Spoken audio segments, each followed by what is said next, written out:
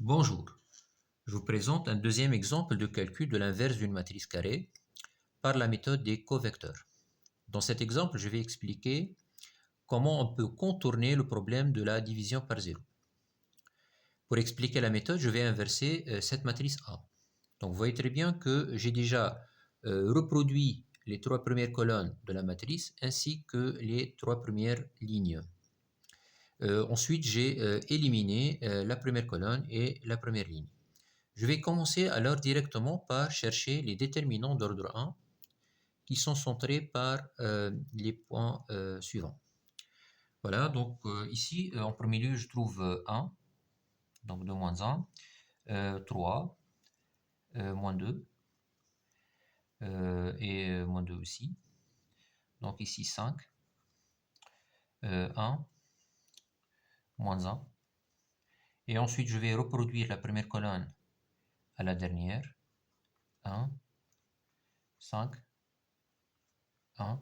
Donc j'ai expliqué donc ces étapes-là, bien sûr, aux vidéos précédentes. Maintenant, je vais reproduire la première ligne juste en bas.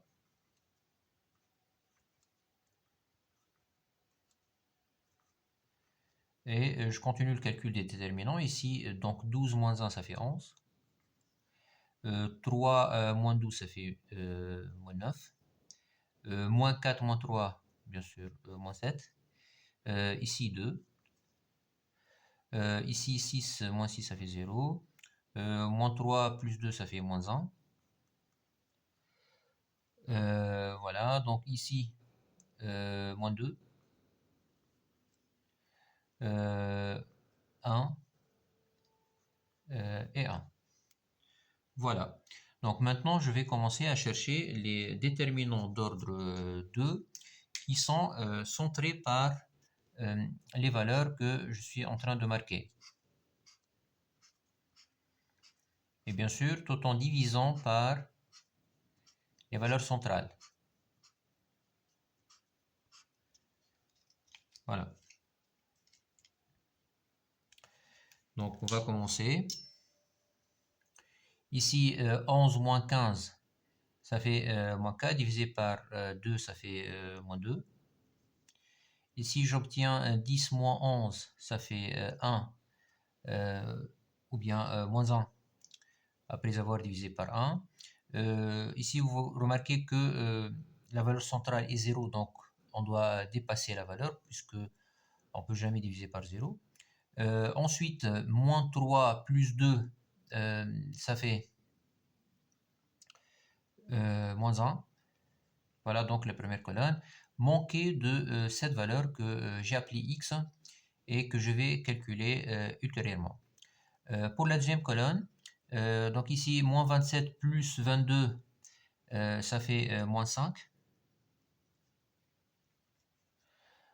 Donc 18 sur 6, ça fait 3. Ici, 1, bien sûr. Et la dernière valeur donne moins 1. Voilà, 4 moins 3 divisé par moins 1. Troisième colonne, ici, donc 14 moins 18, ça fait moins 4 divisé par 2, ça donne moins 2. Donc 9 par 3, ça fait 3, bien sûr. Ici, j'obtiens 1. Et de même, ici, on va laisser vide parce qu'il y a un 0 centré. Et que cette valeur, je vais appeler y et je vais calculer tout de suite. Voilà, donc je commence le calcul de la dernière colonne. Donc ici, moins 10 plus 7, ça fait moins 3, divisé par 1, ça reste moins 3. Moins 7 plus 5, ça fait moins 2, divisé par moins 2, ça donne 1. Donc 1 moins 1, ça fait bien sûr 0.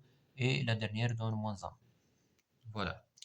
Maintenant, je vais faire le Kronecker, bien sûr. Donc ici, plus, moins, moins,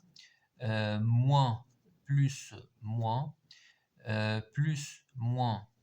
plus, et je laisse, moins, plus et moins. Voilà, donc j'obtiens maintenant les covecteurs de la matrice A, mais manqués de deux valeurs. Pour delta, je propose de faire le produit scalaire, par exemple C2 fois VY. Voilà, donc je vais mettre C2 fois VY. Donc ça fait très rapidement moins 5 plus 3 moins 1 et plus 2. J'obtiens moins 1. Donc je passe maintenant au point le plus important de cette vidéo, c'est comment chercher les valeurs de x et de y. Donc pour la valeur de x, je propose par exemple de faire le produit scalaire Vx, donc c'est-à-dire la colonne qui contient la valeur inconnue x, scalaire par exemple C2, et j'obtiens bien sûr 0. Voilà. Donc on va faire ici, ça donne 2 plus 1 plus x moins 2, ça donne, comme j'ai dit, 0. J'obtiens très facilement x égale à moins 1, que je vais marquer ici. Voilà.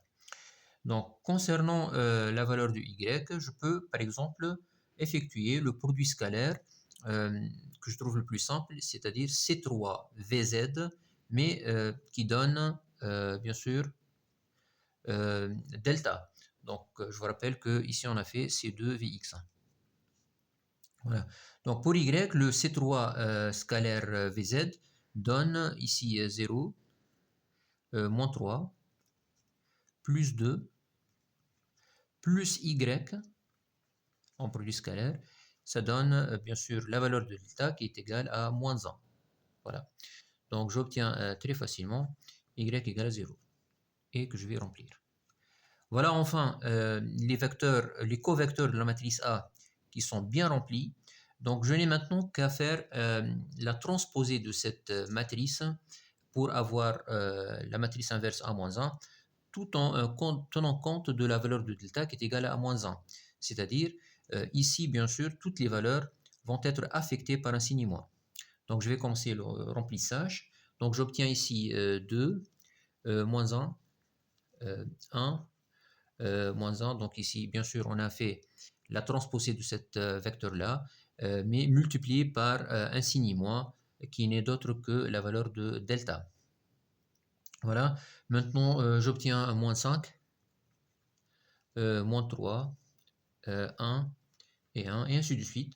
Troisième ligne qui est VZ renversé, donc j'obtiens 2 et bien sûr multiplié par un signe moins.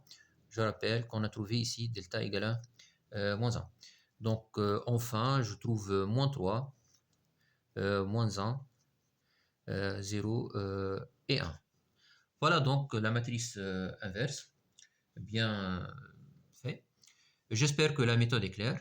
Je tiens à signaler que la méthode classique de Gauss est décrite par la vidéo que je vais mettre le lien à la description. Merci beaucoup, à la prochaine fois.